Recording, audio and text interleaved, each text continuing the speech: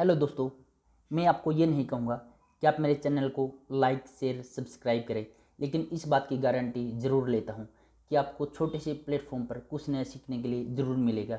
शुरुआत करते हैं पहले क्वेश्चन की स्टेटमेंट से। स्टेटमेंट में हमें दिया है एक व्यक्ति 40 किलोमीटर प्रति घंटा की गति से ए से बी तक जाता है और बिंदु बी से ए तक 30 किलोमीटर प्रति घंटा की गति से वापस आता है। पूरी यात्रा में उसे 14 घंटे लगते हैं, तो किलोमीटर में ए और बी के बीच की दूरी ज्ञात कीजिए। महोदय जी कहता है कोई व्यक्ति है जो बिंदु ए से, ठीक है, 40 किलोमीटर प्रति घंटा की गति से बिंदु बी तक जाता है, ठीक है। फिर उसी बिंदु बी से वापस बिंदु ए पर 30 किलोमीटर प्रति घंटा की गति से आता है, यानी कि बिंदु ए से बिंदु बी पर गया और उसी स्थान से वापस बिंदु ए पर आया। जाते वक्त उसकी चाल 40 किलोमीटर प्रति घंटा थी और आते वक्त उसकी चाल थी 30 किलोमीटर प्रति घंटा। ओके श्रीमान जी, फिर उसने बोला है आने और जाने में, वापस आने और जाने में उसको 14 घंटे का समय लगता है और हमसे पूछा है बिंदु ए से बिंदु बी के बीच की दूरी बताए। श्रीमान जी, हमने करना क्या है, जाते वक्त 40 किलोमीटर प्रति घंटा की गति से गया था, आते वक्त 30 किलोमीटर प्रति घंटा की गति से वापस आए। हमने 40 का और 30 का एलसीएम ले लेंगे। एलसीएम कितना आएगा, 120 किलोमीटर। कितना आएगा, 120। अगर मैं ये कहूँ कि ये दूरी 120 किलोमीटर है तो जाते वक्त उसको कितना समय लगेगा, 40 किलोमीटर प्रति घंटा की गति से 120 किलोमीटर की दूरी कितने घंटे में तय करेगा। आप कहोगे सर 120 किलोमीटर की गति 40 किलोमीटर प्रति घंटा की गति से तय करेगा 3 घंटे में, ठीक है। यानी कि उसको जाते वक्त कितना समय लगेगा, 3 घंटे। अगर मैं आपसे ये पूछूं कि वापस बिंदु बी से बिंदु ए तक दूरी तो वही 120 किलोमीटर है, लेकिन चाल क्या है उसकी 30 किलोमीटर प्रति घंटा, फिर कितना समय लगेगा, 120 किलोमीटर को 30 किलोमीटर प्रति घंटा की गति से तय करने में उसको कितना समय लगेगा, 4 घंटे। जाते वक्त 3 घंटे लगे, आते वक्त 4 घंटे लगे, कुल कितने घंटे लगे हैं, आप कहोगे सर 7 घंटे। लेकिन हम तो कह रहे हैं 7 घंटे लगे, लेकिन एग्जामिनर कह रहा 7 घंटे नहीं, कितने घंटे लगे हैं। एग्जामिनर क्या कह रहा, 7 घंटे नहीं, कितने घंटे लगे हैं, 14 घंटे। यानी कि कितना गुना, 7 का 2 गुना, कितना गुना, 7 का 2 गुना। जब हमने यहाँ पर 2 गुना किया है, 7 का 2 गुना 14 किया है, एग्जामिनर ने बोल रहा है 14 घंटे लगे, 7 का 2 गुना 14 किया है, तो यहाँ भी नहीं 120 का 2 गुना कर देंगे। 120 का 2 गुना करेंगे कितना आ गया, 240। यानी कि बिंदु ए से बिंदु बी की दूरी कितनी है, 240। उम्मीद करता हूँ ये क्वेश्चन आपको जरूर समझ में आया होगा। इसी टाइप से मूव करते हैं नए क्वेश्चन की तरफ। स्टेटमेंट दिए महोदय जी नए क्वेश्चन की, एक कमीज के क्रम से 4% और 5% के लाभ पर 2 विक्रय मूल्य के बीच अंतर 6 रुपये है, तो कमीज का क्रय मूल्य ज्ञात कीजिए। श्रीमान जी, हमें पता है कमीज का कॉस्ट प्राइस कितना है, मानते हम 100, ठीक है। फिर उसने 4% लाभ कितना हो गया, 104, ठीक है। फिर बोलता है एक को बेचा 5% लाभ पर, यानी कि 105 पर। इस 104 और इस 105 के बीच कितनी प्रतिशत का अंतर है, आपको वो सर 1% का, यानी कि 1% का अंतर एग्जामिनर ने किसके बराबर दिया है, 6 रुपये के। यानी कि 1% की वैल्यू 6 रुपये है, तो 100% की वैल्यू कितनी हो जाएगी, 600। यानी कि 100 को 6 से गुना करेंगे, कितनी होगी, 600। ये था आपको समझाने के लिए, जो इतना हमने लिखा। एग्जाम में हमने करना क्या है, 4% और 5% के बीच अंतर कितना है, एक की वैल्यू कितनी है, 6, तो 100 की वैल्यू कितनी हो जाएगी, 600। यानी कि इस क्वेश्चन का आंसर क्या है, 600 रुपये। इसी टाइप से चलते हैं नए क्वेश्चन की तरफ। श्रीमान जी, ये भी अच्छा क्वेश्चन है, इस टाइप के क्वेश्चन भी कई बार मिल जाते हैं। इसमें बोला कि 200 मीटर लंबाई है, ठीक है, 180 मीटर चौड़ाई वाले आयताकार क्षेत्र के 4 और 10 मीटर चौड़ा रास्ता है, रास्ते का क्षेत्रफल ज्ञात कीजिए। महोदय जी, हमें पता है यह है आयताकार मैदान, ठीक है जी। इसकी लंबाई कितनी है, 100, इसकी लंबाई कितनी है, 200 मीटर, ठीक है श्रीमान जी। लंबाई कितनी है, 200 मीटर, चौड़ाई कितनी है, 180 मीटर। फिर उसने बोला है कि इसके बाहर की तरफ, चलो बाहर की तरफ हमने एक रास्ता बना दिया है, बाहर की तरफ हमने एक रास्ता बना दिया, ठीक है। कितना मीटर चौड़ा है, 10 मीटर, यानी कि 10 मीटर इधर से, 10 मीटर इधर से, 10 मीटर इधर से, 10 मीटर इधर से। श्रीमान जी, हमें पता है, सभी जानते हो कि हम करते कैसे हैं। पहले रास्ते की लंबाई चौड़ाई कितनी थी, 100, 200 गुना 180, ठीक है। चलो मैं इसको मिटा देता हूँ।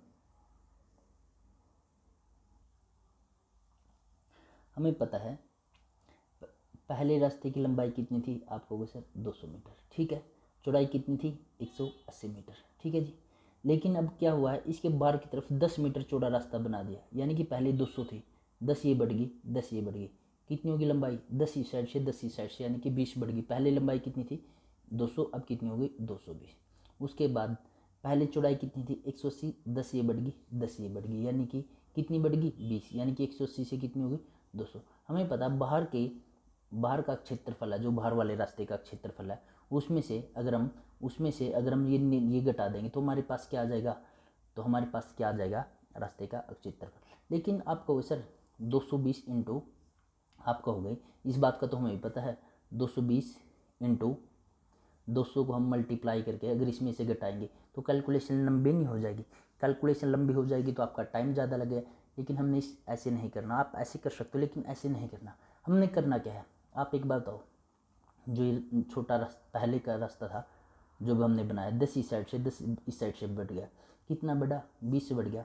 हमने पहले इन दोनों को जोड़ लेंगे, जो पहले रास्ते की लंबाई चौड़ाई थी इनको जोड़ लेंगे। जोड़ने पर कितना है 200 और 180 को जोड़ेंगे, कितना आ गया 380। 380 में 80 में इस 20 को जोड़ लेंगे, कितना आ गया 400। इस 400 में इसी 20 की फिर गुणा कर देंगे तो आंसर क्या आ जाएगा 8000, यानी कि रास्ते का क्षेत्रफल क्या हो गया 8000। उम्मीद करता हूँ ये भी आपको जरूर समझ में आया होगा। Option number A is right answer. हम इसी टाइप से मूव करते हैं नए क्वेश्चन की तरफ। नेक्स्ट क्वेश्चन है, सबसे बड़ी 4 अंकों की संख्या कौन सी है जो 15, 32 और 48 द्वारा पूरी तरह से भाज्य हो जाए, यानी कि 15, 32 और 48 से पूरी तरह भाग हो जाए। श्रीमान जी आप एक बात हो, 15 है ना कब बनता है, आपको सर 5 की और 3 की गुणा करेंगे, यानी कि इस टाइप के क्वेश्चन को करना कैसे, ऑप्शन की सहायता से।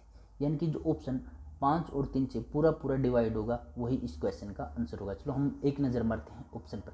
ऑप्शन क्या है देखो, क्या 98, 96, 5 से पूरा भाग होता, आप कहोगे सर नहीं। क्या 99 और 88 5 से पूरा भाग होता, आप कहोगे नहीं। यानी कि ऑप्शन 2 और ऑप्शन 4, ऑप्शन 2 और ऑप्शन 4 तो इस क्वेश्चन का आंसर नहीं है। बात करता हूँ मैं अगर फर्स्ट ऑप्शन की, ऑप्शन 2 भी नहीं गया, ऑप्शन 4 भी नहीं, ऑप्शन कौन सा रह गया 1 और 3। आप बताओ कि पूरा 3 से भाग होता है, 5 से तो ही भाग होता है, क्या 3 से भी भाग होता है, आप कहोगे सर 3 से भाग नहीं होता। हमने कैसे चेक किया, क्योंकि जिन संख्या के अंकों का योग 3 से पूरा भाग होता है वो संख्या 3 से भाग होती है। 9 और 9 कितना हो गया 18, 18 8 कितना हो गया 26, 26 3 से भाग नहीं होता। तो इस क्वेश्चन का राइट आंसर है option number C is right answer, यानी कि option number C is right answer. इसी टाइप से मूव करते हैं नए क्वेश्चन की तरफ। एक रेलगाड़ी की चाल एक कार की चाल की 2 से ही 1/6 गुनी है।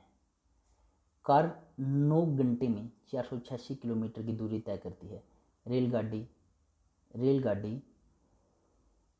6 घंटे में कितनी दूरी तय करेंगे।